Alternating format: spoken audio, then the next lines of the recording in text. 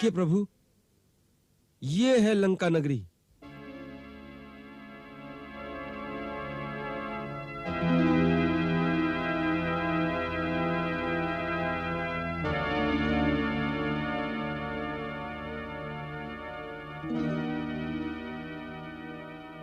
विश्वकर्मा रचित, कुबेर द्वारा सुसज्जित, सुवर्ण जटित लंकापुरी। ये तो मानो अलकापुरी को भी मात कर रही है।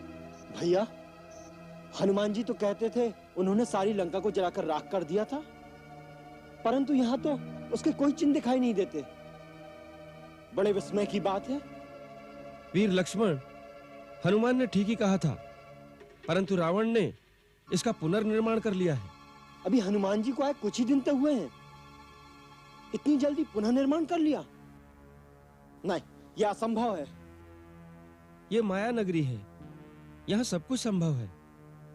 माया दानव रावण के ससुर हैं और विश्वकर्मा में रावण की आज्ञा का उल्लंघन करने का साहस नहीं।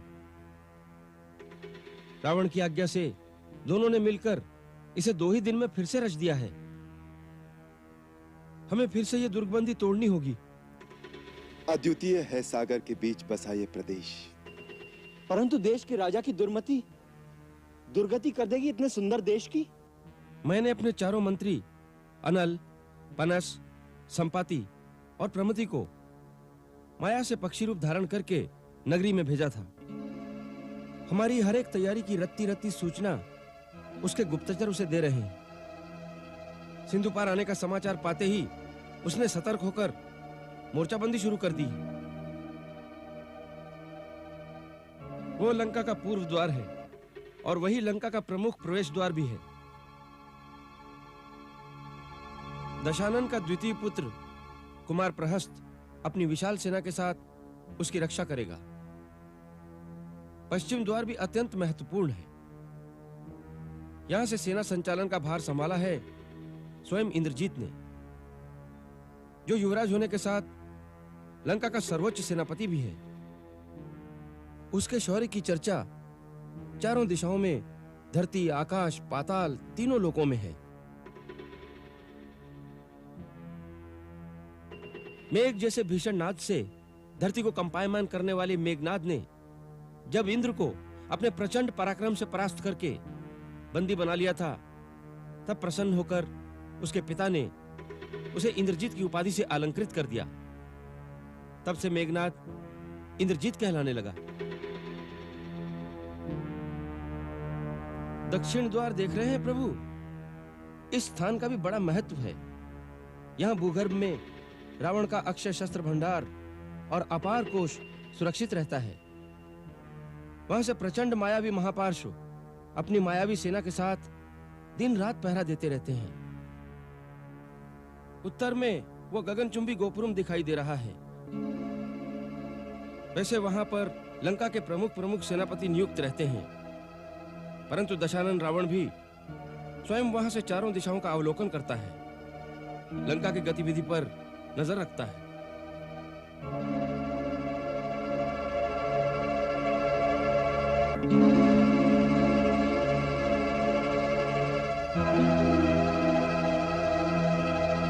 वो गोपुरम पर कौन है?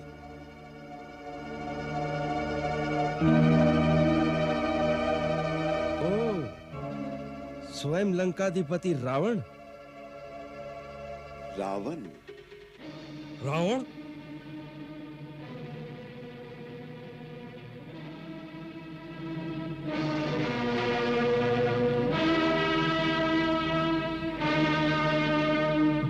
तो यही माता सीता को हर ले गया था। नराधम, इसे पृथ्वी पर रहने का कोई अधिकार नहीं। हम अभी इसे यमपुरी पहुंचा देते हैं।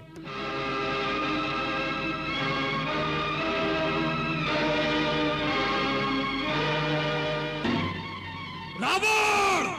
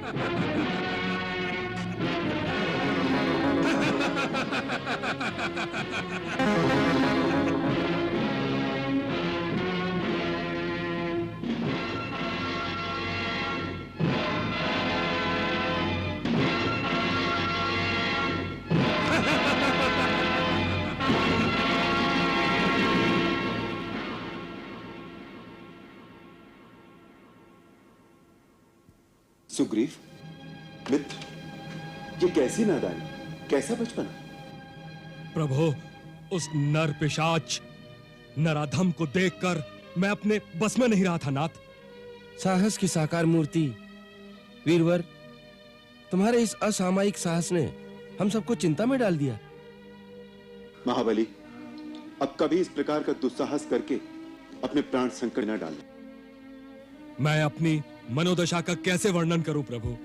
माता सीता को हरण करने वाले उस आतताई पापी को देखकर मेरी नस नस में बिजली कौंध गई। मैं अपने आपे में नहीं रहा, मैं पागल सा हो गया प्रभु। मित्र, तुम हमारे राजा हो, तुम्हारे परास्त होते ही हम सबकी पराजय हो जाती, हमारे धर्म युद्ध पर अधर्म की विजय हो जाती। तुम्हें कोई भी कदम बिना विचारे, बिना परामर्श किए नहीं उठाना चाहिए। प्रभु, फिर ऐसी भूल नहीं होगी प्रभु। क्या कहा? सुग्रीव नाम था? आकाश मार्ग से उल्कापात बनकर टूट पड़ा हमारे महाराज के ऊपर। हे प्रभु, क्या क्या अनहोनी हो रही है। इसी प्रकार उस दिन अदृश्य दिशा से एक बाण आया, मेरे करण फूल गिरा दिए, महाराज का मुकुट धूल धूसरित हो गया, और फिर वो बाण न जाने कहां विलीन हो गया। और हम दम भरते हैं कि माया शक्ति में हमसे कोई पार नहीं पा सकता। बताओ, ये सारे लक्षण किस बात का संकेत हैं? हे प्रभु, अब मैं करूं तो क्या करूं? कैसे उनकी कुमति को बदलूं? उन्हें सन्मार्ग पर लाने का क्या उपाय करूं? शांत हुइए महारानी जी, आप बहुत घबरा रही हैं। बड़े बड़े दिक्पाल आपके पति का कुछ नहीं बिगाड़ सके। तू स्त्री है और स्त्री के हृदय की बात नहीं समझ रही। बिगाड़ ही बिगाड़ तो हो रहा है, सुधार कहाँ है? एक बार आप फिर प्यार से ऊंच नीच समझाइए। मैं तो सारे जतन करके हार गई। एक निवेदन करूं? आपके पिताश्री दानव राजमय महाराज लंका का पुनरुद्धार करने आए हुए हैं। उनसे कहिए महाराज को हित अनहित की बात समझाएंगे।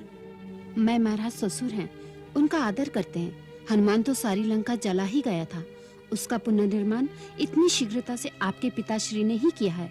महाराज उनकी बात का आदर करेंगे।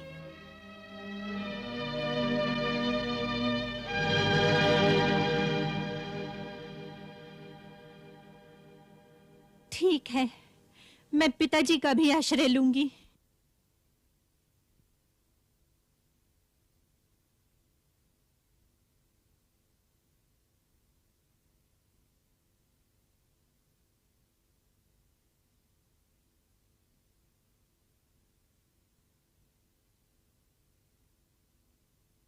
पुत्री मंदोदरी, इतनी अधीर और व्याकुल किस लिए हो रही हो? पिताजी, सब कुछ जानकर भी अनजान बन रहे हैं आप। एक स्त्री के कारण सर्वनाश की घड़ी आ गई है। बेटी, इसमें उस स्त्री का कोई दोष नहीं। हाँ, दोष उसका नहीं, खोट तो मेरे भाग्य का है, दोष तो मेरे स्वामी का है। परंतु उन्हें अनीति के राह पर चलने से क्या आप रोक नहीं सकेंगे?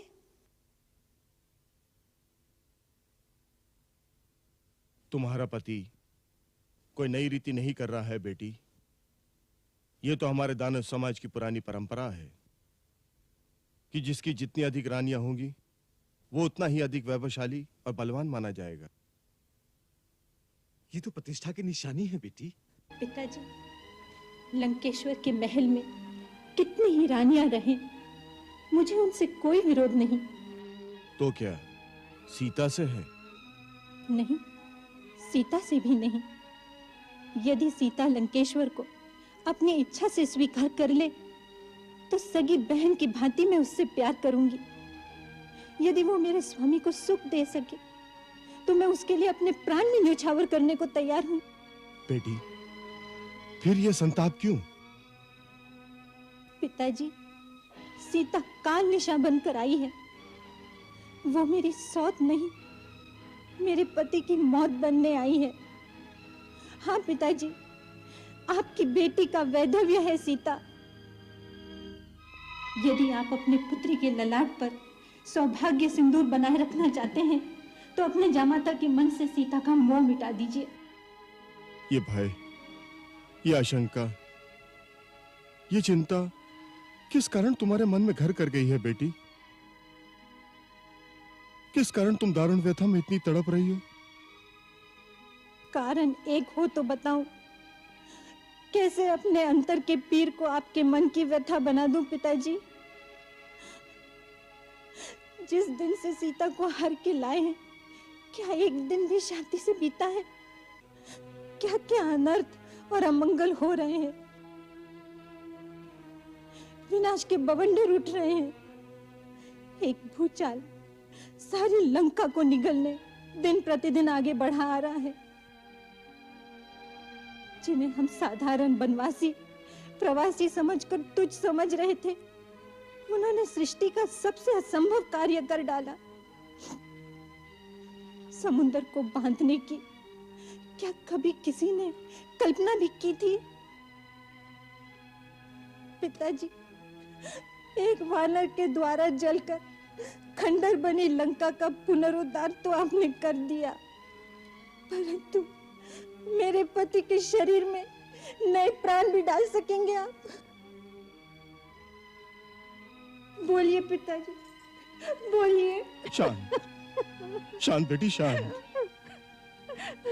तेरे उमड़ते हुए उद्गारों ने मेरे हृदय को अशांत कर दिया है। बेटी, मैं प्रयत्न करूंगा कि तेरे पति को सन्मार्ग पर ला सकूं, उसकी हट को मिटा सकूं। अब युद्ध अनिवार्य है, इसलिए शासन के सारे कार्य आज से युद्ध नीति के अनुसार निर्धारित किए जाएं। आमोद प्रमोद, ऐश्वर्य के प्रसाधन आज से समाप्त किए जाते हैं। इस आदेश का तत्काल पालन हो। युद्ध की मंत्रणा के समय साधारण सभासदों की राज्यसभा में उपस्थिति आवश्यक नहीं है। आप सब जा सकते हैं। वो लोग नगर के विभिन्न भागों में जाकर नागरिक सुरक्षा दल का संगठन करें। नहीं, नागरिक सुरक्षा दल की योजना का अर्थ प्रजाजन ये लेंगे कि हमारी सेना कदाचित उनकी रक्षा नहीं कर पाएगी, इसलिए वो अपनी अपनी सुरक्षा का प्रबंध स्वयं करें। मंत्री महोदय, आप प्रजा को आश्वासन देने के स्थान पर उन्हें आतंकित करने की सलाह दे रहे हैं। इंद्रजीत का कहना सही है, प्रजा को आतंकित नहीं किया जाएगा, परंतु हमें अपने आप में सावधान रहना होगा। युद्ध की मंत्रणा गुप्त रहे, इसलिए आज से राज दरबार में केवल विशेष मंत्री, मुख्य गुप्तचर, सैन्य संचालन करने वाले सेना नायक ही उपस्थित रहेंगे। बस अन्य सभासद प्रस्थान करें।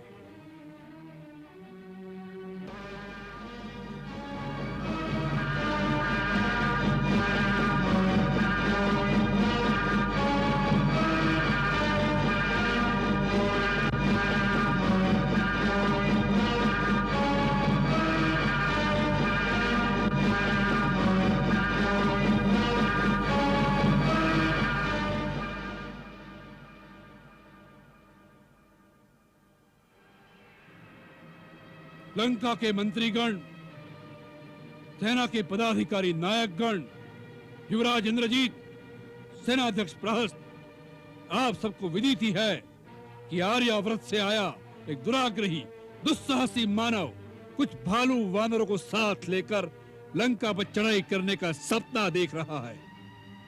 अब युद्ध अनिवार्य हो गया है। लंकेश, युद्ध को हमारी लंका के द्वार तक लाने का दायित्व क्या केवल उस मानव पर ही है? क्या हम इस बात पर विचार नहीं कर सकते कि यदि इस सीता को लौटाने से युद्ध रुक सकता है तो क्यों न उसे लौटा दिया जाए? जो युद्ध का वास्तविक कारण है, हमें उस कारण पर भी विचार करना चाहिए महाराज। कारण पर नहीं, केवल निवारण पर ही विचार किया जाएगा। किस प्रकार अपनी धरती पर आए दुस्साहसी तुच्छ नर वानर की संगठित शक्ति को हमारी सीमा लांघने का दंड देकर फिर सागर के पार खदेड़ दिया जाए, केवल इसी बात की योजना बनानी होगी। बस लंकेश की आलोचना अपराध मानी जाएगी।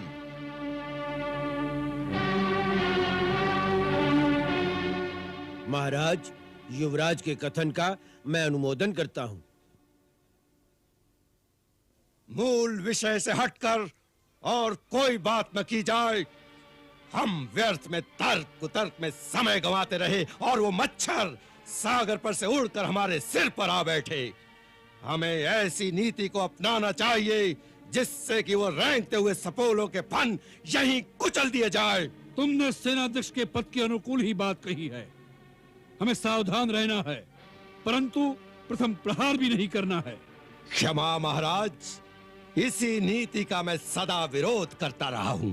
इसी नीति का परिणाम है कि आज चींटियों के पर निकल आए हैं। पर निकलना ही चींटियों के प्राण निकलने का संकेत है। महाराज, चींटियों को मसलने की आज्ञा प्रदान करें। उसका समय भी आ रहा है, परंतु अभी हमें अपनी व्यूह रचना के अनुसार परकोटे के अंदर ही रहना चाहिए। जिस प्रकार अभिमंत्रित कवच के अंदर शरीर सुरक्षित रहता है, किसी अस्त्र शस्त्र का प्रभाव उस पर नहीं होता। हम भी अपने विराट विशाल अभेद्य दुर्ग के अंदर सुरक्षित परंतु सावधानी से सैन्य संचालन करते हुए सतर्कता से उनकी गतिविधियों को गिद्ध दृष्टि से परखते रहेंगे। परंतु वो चुप तो नहीं बैठे रहेंगे, वो आक्रमण करके लंका के द्वार तोड़कर अंदर आने का प्रयत्न करेंगे। प्रयत्न करेंगे परंतु सफल नहीं होंगे, क्योंकि लंका के परकोटे पार करके देवता तक भी अंदर प्रवेश नहीं कर सके। हाँ, हमारे सुदृढ़ परकोटे से सर पटक पटक कर धीरे धीरे थक अवश्य जाएंगे। वही समय होगा एक थके हुए शत्रु पर टूट पड़ने का। तब उन्हें मिटा देना हमारे लिए सरल हो जाएगा।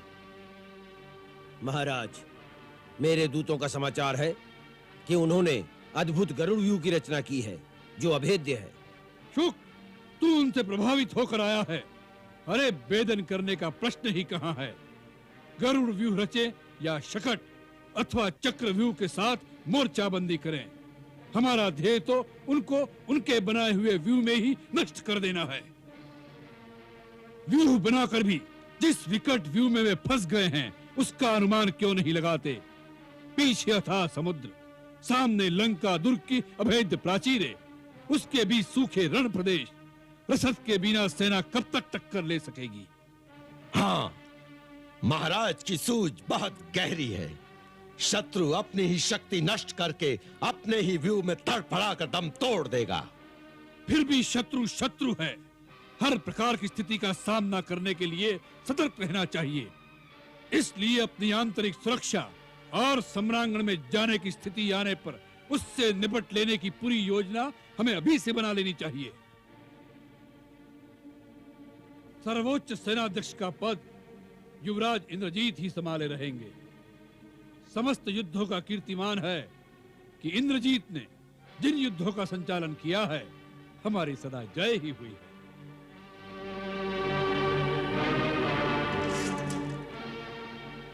मैं प्रतिज्ञा करता हूं कि मैं अपने पितृदेव की निष्ठा पर और लंका की आन पर अपने प्राण भी दांव पर लगा दूंगा।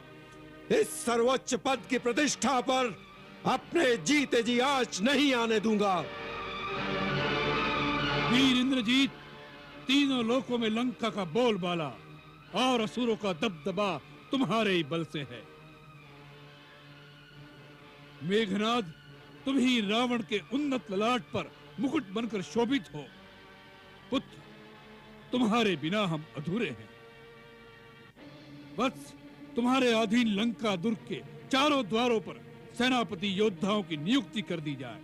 वह अपने सैन्य बल के साथ वहां जाकर डट जाएं। महाराज की हर आज्ञा का पालन किया जाएगा।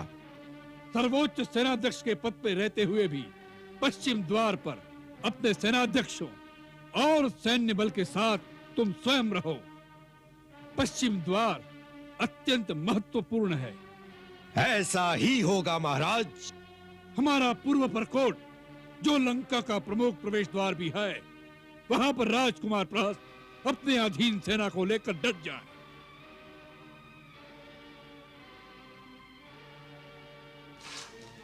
मैं शपथ लेता हूं, मेरे प्राण रहते कोई पक्षी भी पूर्व द्वार से लंका में प्रवेश नहीं कर सकेगा। इंद्रजीत, दक्षिण द्वार पर किसे नियुक्त करना उपयुक्त होगा?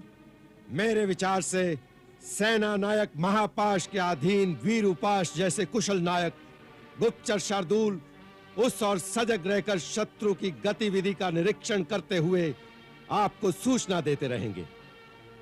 हम राजकुमार इंद्रजीत से सहमत हैं। मुझे सेवा का अवसर देकर आपने इस दास का गौरव बढ़ा दिया है महाराज। उत्तर द्वार पर अपने पुत्र अतिकाय, महाबली दुर्मुख और सेनापति कंपन के साथ चारों दिशाओं का अवलोकन करने के लिए हम स्वयं रहेंगे। इससे सारी सेनाएं आपका अवलोकन करती हुई पूरे उत्साह के साथ हर स्थिति का सामना करने के लिए तैयार रहेंगी।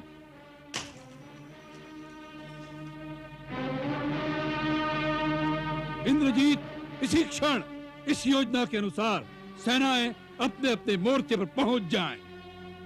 ऐसा ही होगा महाराज।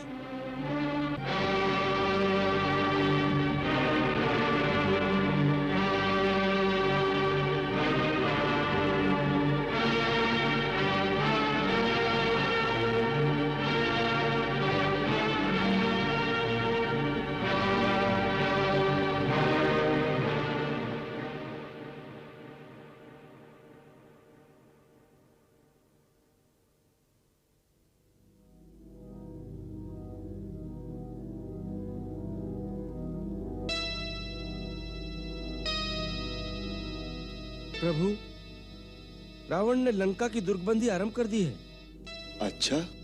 जी, मेरे चारों मंत्री अनल, पनस, संपाति और प्रमति पक्षी बनकर शत्रु सेना का निरीक्षण करने लंका में गए थे।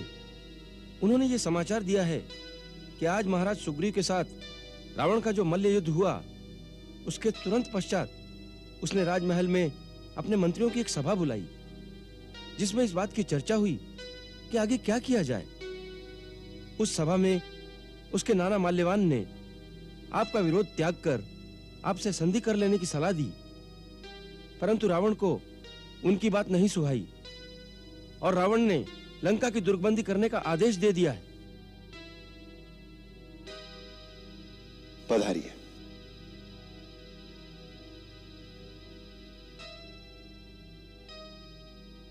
वो क्या सोचता है?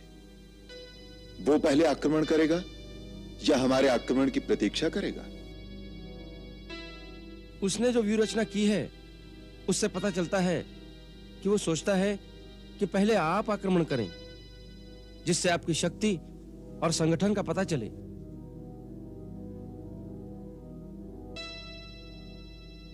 उसकी व्यूह रचना कैसी है? लंका के पूर्व द्वार पर उसने सेना के सहित अपने पुत्र प्रहस्त को रक्षा के लिए नियुक्त किया है। दक्षिण का द्वार महाबली महापार्श्व और सेनापति महोदर के संरक्षण में है और उसने विशेषतः अपने महापराक्रमी पुत्र इंद्रजीत को पश्चिमी द्वार की रक्षा का भार सौंपा है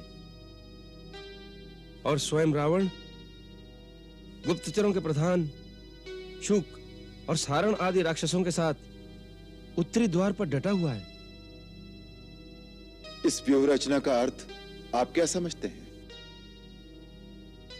मेरे विचार में रावण यह समझता है कि जब हमारे गुप्तचर हमें यह बताएंगे कि दक्षिणी द्वार का मोर्चा कमजोर है, तो आप निश्चय ही अपनी सेना के अधिकांश हिस्से के साथ उस द्वार पर आक्रमण करेंगे।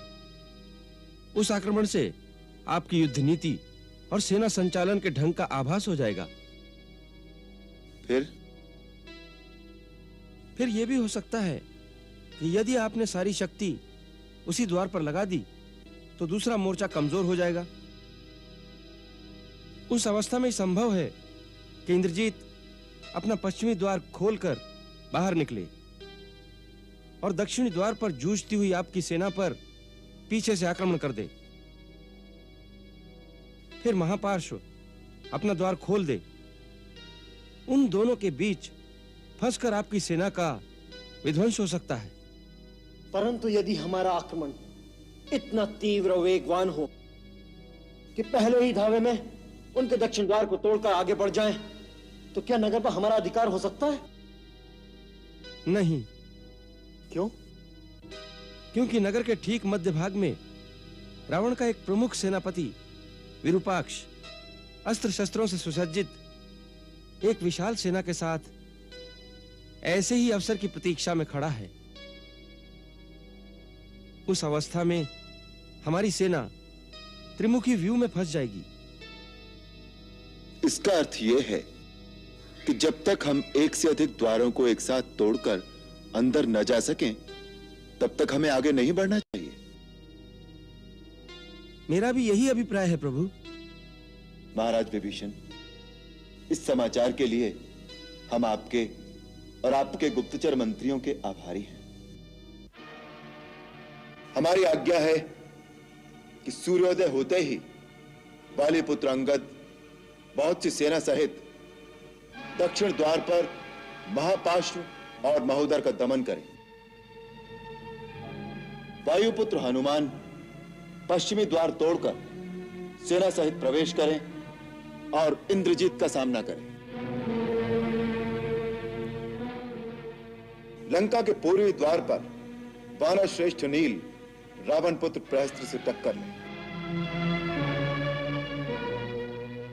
तथा उत्तरी द्वार पर जहां ब्रह्मा के वरदान की शक्ति से मतवाला होकर ऋषियों और महात्माओं का अपकार करने वाला रावण चक्कर लगा रहा है, वहां लक्ष्मण के सहित मैं जाऊंगा, क्योंकि उस राक्षस राज का वध मैंने स्वयं करने का निश्चय किया है।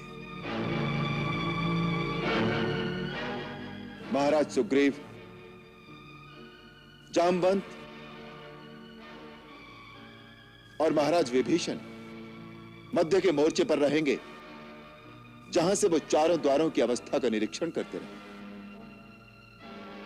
इनके साथ सेना की एक विशेष टुकड़ी रहेगी, जो युद्ध में लड़ते हुए सेनानियों की हर प्रकार से सहायता कर सके। सेना का 1/4 भाग अस्त्र शस्त्रों से सुसज्जित होकर शिविर में ही रहे, जिसे युद्ध में थके हुए सेनानियों का स्थान देने के लिए कभी भी बुलाया जा सकता है। सेना का वो भाग केवल लक्ष्मण की आज्ञा का ही पालन करेगा। यह याद रखना कि हमारा यह युद्ध मायावी राक्षसों के साथ है, इसलिए इस युद्ध में मैं, लक्ष्मण, विभीषण और उनके 4 मंत्री केवल यह 7 ही मनुष्य रूप में रहेंगे और कोई भी वानर मनुष्य रूप न धरे। इस युद्ध में यही वानरी सेना का चिन्ह रहेगा, जिससे स्वजनों के परिचय में कठिनाई ना हो। लक्ष्मण जी, महाराज सुग्रीव प्रभु, हनुमान प्रभु, आप लोग सारे शिविरों में जाकर मेरी आज्ञा के अनुसार व्यूह रचना का प्रबंध करें। सूर्य निकलते ही हमारी सेनाएं अपने अपने स्थान पर स्थित हो जाएं। जो आज्ञा प्रभु।